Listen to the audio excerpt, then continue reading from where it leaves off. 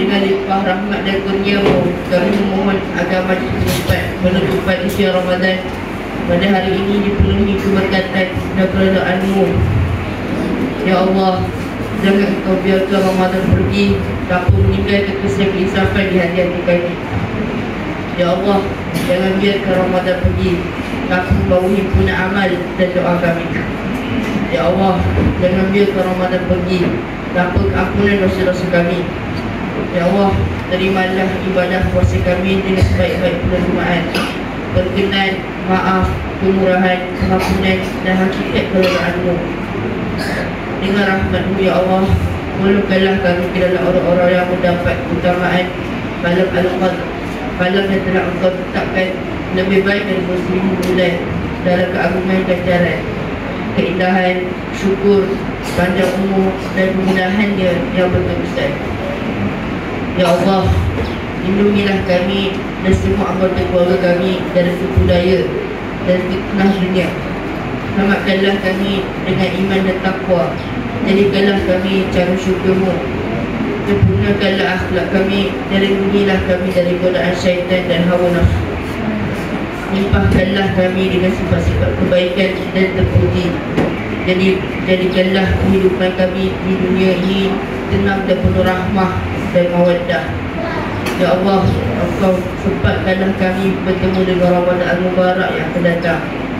Ya Allah, janganlah Engkau jadikan Ramadan ini sebagai yang terakhir buat kami. Ya Allah, temukanlah kami dengan Ramadan yang akan datang. Ya Allah, terimalah amalan kami, terimalah taubat kami, ampunkanlah segala dosa kami, dosa kedua bapa kami, guru-guru kami. Semoga perpisahan kami dengan bulan Ramadan ini bukanlah perpisahan selamanya dan bukan pula akhir pertemuan kami, sehingga kami dapat kembali bertemu dengan tahun mendatang dalam keadaan penuh keluasan rezeki dan kesihatan yang sempurna. Allahumma innaka afuwwun tuhibbu afwa fa'fu anna. Allahumma innaka afuwwun tuhibbu afwa fa'fu anna. Amin amin ya rabbal alamin.